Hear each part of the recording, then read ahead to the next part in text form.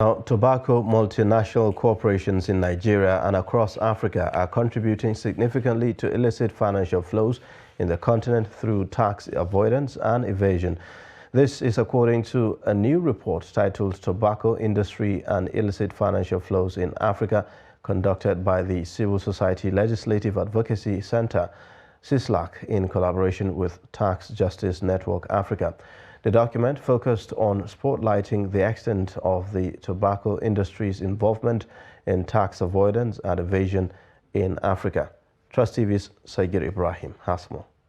Some of the findings of the report released by the Tax Justice Reform Network in collaboration with the Civil Society Legislative Advocacy Center, CISLAC, indicated that tobacco companies across Africa have devised new ways to evade tax remittance. Some of them, they are working with some unpatriotic government officials across Africa to get tax relief, tax waiver, instead of taxing them to pay appropriate taxes that can be used for the development.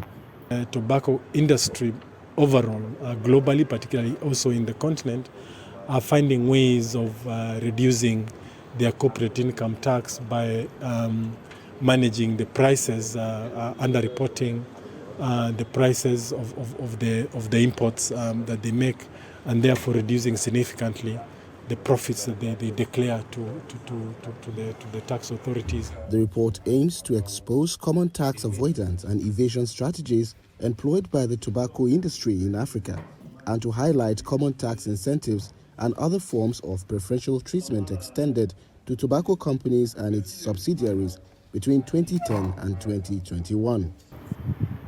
Our continent has continued to suffer the consequences of corruption as a result of illicit financial outflow, as well as tax evasion, tax avoidance, and corrupting public officials so that they can have their way.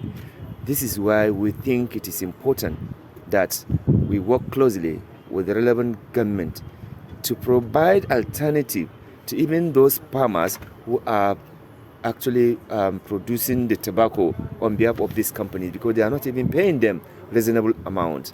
The project that we are working on brings together 5 organizations from across the continent, from Nigeria, from Zambia, from Senegal, from Kenya, among other countries, and DRC particularly. We find that particularly due to the pressure from the tobacco companies that hold a very, very strong power in terms of influencing policies in our different countries. Effort by governments to introduce or raise the tobacco taxes receives many a times huge resistance. The study, which aims to provide a better understanding of the manipulative practices of the tobacco industry to maximize its profit margins while shortchanging African countries, is expected to serve as an advocacy tool for civil society and tobacco control communities, and also guide policymakers to profile comprehensive strategies to mitigate illicit financial flows through the tobacco industry in Africa. Saigir Ibrahim reporting for Trust TV.